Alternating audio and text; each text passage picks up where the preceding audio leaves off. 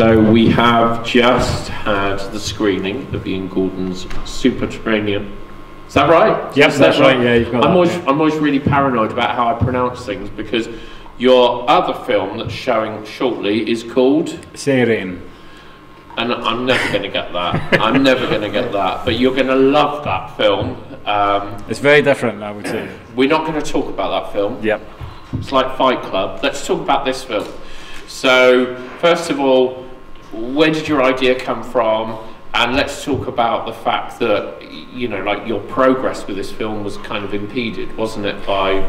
Yeah, I wanted to do a film in a bothy, because I think first stayed in a bothy when I was about 14 or something. I was at the Cairngorms as well, and I was always kind of intrigued by this idea that anyone could walk in and then you're suddenly spending the night with them, because you've got this kind of building that I guess exists for your protection and your shelter and your security, and then all of a sudden you're going to share it with a complete stranger. So I thought it was a good kind of starting point for a story. And also I think you can't do a film about bothies without having the fireplace and the storytelling, and that was all part of it, so that had to be in there as well.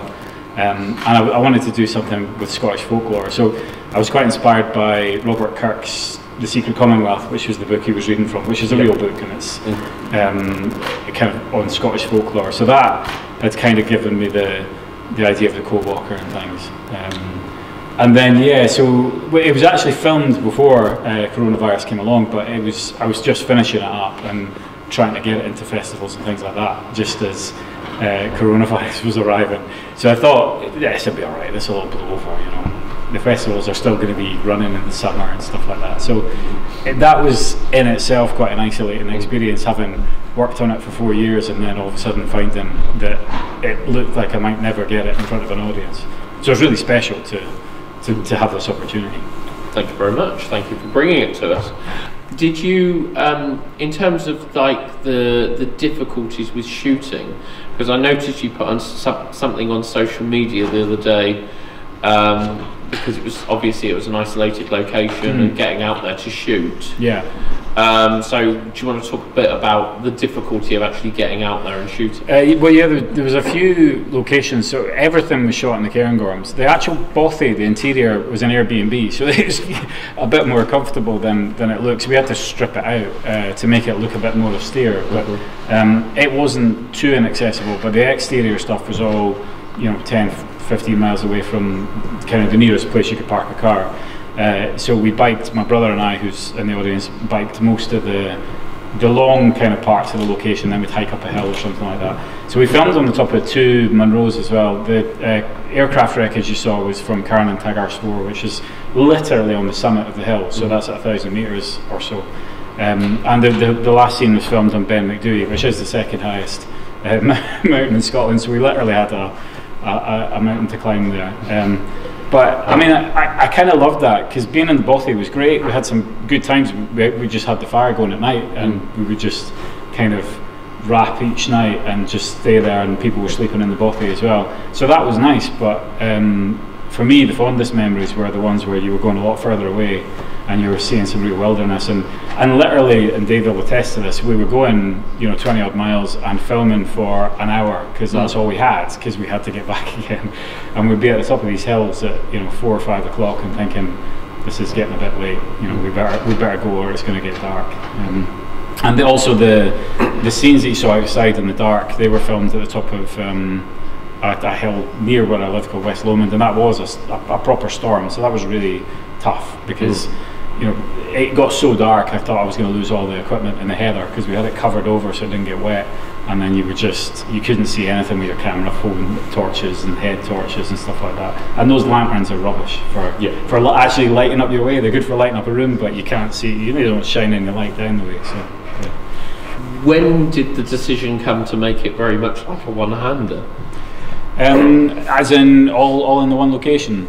No, as in you. Oh right, yeah. So it's kind of muddled, and I'd made a short film with a friend, and he had a beard and long hair at the time, and we were doing a kind of 60-hour thing, so we had to shoot it in a very short time frame, and he shaved his beard off kind of during shooting, and we did this sort of thing where he met his evil twin, and I thought this would be really effective. And no one noticed, no one kind of, because people didn't really know him, and it was only in this last shot, it kind of made me think, I wonder if I could try and pull that off a bit more, and try and sort of have somebody who's literally another character that hopefully, you know, you don't realise for a good part of the film is the same, is a copy of the same person. So that was quite early on, but I mean, we shot, my brother and I had shot most of, well, about half of it together. I shot some of the scenes just on my own in my bathroom, because I had the same wood panelling, so I had to do some reshoots there on my own. But other than that, we couldn't really fit many people in the bothy anyway, so in all the bothy shoots there was only 2 other people in the room usually, and one would be feeding me lines from the wrong direction, so I had to kind of pick a point on the wall and just act to that, and then someone would kind of give me the next line, and then I went away, edited all of that, and then tried to learn the feeder lines, which I then did 6 months later. So every time the camera switches angle, that was all 6 months apart, just kind of by necessity. It's interesting you were saying about the feeding lines, because my next question was going to be, how difficult is it to sort of direct yourself? Yeah, well, yeah, it was really hard. My brother, he was just telling Bradley about how he shouted cut during one of the takes, and Bradley was shocked. Because they kind of had to direct me and keep me right, you know, where I was in the frame and stuff like that. We had a monitor set up so I could see where I was, and I could see that the composition was the way I wanted it to be. But yeah, in terms of the lines and things, that was tricky. It was really tricky having to act to someone that wasn't there, and you would never be able to rehearse with either. So you could never hear the dialogue and know that it was going to work as a you know, correspondence. So that was tricky as well, and I just used to play the dialogue when I was in the car just to try and help me kind of learn the other lines. So that it was a really weird experience, in that was 6 months, you know, between those 2 shoots, and until I'd edited that stuff together, I had absolutely no idea whether it was going to seem convincing that 2 people were having a conversation. So you know, we were quite far down the road before we were either going to have to abandon the whole thing because it just seemed comical, or it was going to work. I think for me, the key thing that really stood out to me is that you are a true testament to the independent filmmaker, because you've not let a budget get in your way. You've not let the fact that, you know, you have to bring in a lot of cast and a lot of crew. You've just got and done it. Do you have any advice for a budding filmmaker that wants to make their first film?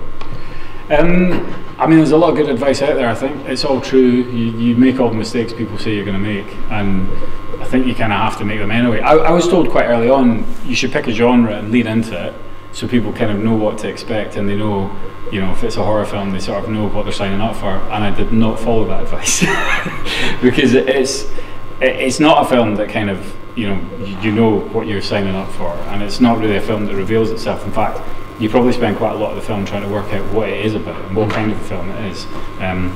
So that probably wasn't a good thing. So that's probably not a good advice. But I mean, the way I do it is I do try and learn everything slowly myself. I did the soundtrack and, you know, the colour grading, the sound mix, the composite, and I did my own makeup. I did my own prosthetics and all that type of stuff. And I enjoy that, and if you can give yourself enough time to do that, those are the strengths that you have as I guess as an indie filmmaker. If you've got time on your side and you don't have people you don't have that pressure to deliver something at a certain time, or you don't have someone else who's making artistic decisions for you and stuff. You can afford to go away and learn another skill. But at the same time, they're kind of curses as well. Those are your strengths, and you can play to them. But it does mean that if you don't have that pressure from someone else, you can just walk away at any moment. And there'll be times where you do think, do you know what? If I woke up tomorrow morning and I didn't have a film to make, my life would be so much happier because I'm just so stressed with it. So all of those things that you think are strengths are also, you know, counterproductive as well. Not having a producer, not having a studio making creative decisions for you could be a bad thing, because someone else that's invested in it that can kind of tell you, look, I don't think this is the right direction. Yep. That can be good. And also you end up, if you do invest so much of your time into it, that's pretty significant. You know, it's not 5-figure sum of someone else's money, but it's your own time. That really Like, there comes a point 4 years down the line you think, this is a lot, you know. It would have been much easier to blow someone else's money than it would have been to spend my life on this. Have we got any questions out there in the audience? One at the front. Yes, I mean, first of all, great performance. I mean, well, I should say great 2 performances. But how long did it take to actually get that beard? So it was 2 years. So the moment I was describing there, where I thought this is the film I'm going to make and the film I'm going to write, I googled how long does it take to grow your hair, and I couldn't get a clear answer on that, but I just thought, well, I'm going to have to find out. And I started growing the beard and the hair. I did trim the beard in those 2 years, but I didn't trim the hair at all. And it was a literal gun to my head, because it was like, if I go out and get a haircut, then I'm basically abandoning my own project. But at the same time, I was desperate to get my haircut as well, because I didn't like it. So I thought, this is quite a good incentive to kind of stick with it and focus on the day that you can shoot and you can cut your hair off. But yeah, the beard was about 2 years, and the hair was the same. What was the budget? Just nothing, 0 budget. But I added everything up that I spent personally on petrol and donuts, and it was about £1,000, probably mostly on donuts. But the Airbnb as well, that was a couple £100. And we had some accommodation and things. But yeah, that was it. There was no investment. So in a short time, we're going to see your second film. Now, we're not going to talk about it a great deal, but the one thing I think the audience should be aware before they watch it. Tell us about your crew. Well, it was a lockdown film, so I was filming everything myself, and the 99% of it, there was no one else in the room, but for that 1% where I needed someone to pull focus, or I needed a grip, I just used my kids, because I was in the house, they were around, and they were quite curious about what I was doing as well. So Alban, 5, he was the focus puller, and Oren, who was 7, he would kind of walk into my room as I was editing, and he would just be chatting away to me, and he would stop, and he would look down, and he'd be like, "Dad, what's that?" And it'd be a body part or something on a desk, and then I'd just be, "Oh, that's just for my film, don't worry about it." He'd say, "Could you put it away?" And he was kind of creeped out by it, but at the same time I wanted him to overcome that. I wanted him to see that this is actually quite fun, even though it's disgusting. It's like, the whole process it should be messy, it should be like playing with slime as far as you're concerned. Yep. So I think they definitely overcame their weirdness and creepiness about it, but yeah, 5 and 7 they were. And I think that's a good area to end, because I mean, a 5-year-old focus puller, just think about that a little tiny bit, and that's amazing. You've done a fantastic job. It was a great film, and the audience are going to get a real kick out of the next film, which I think is coming up really soon.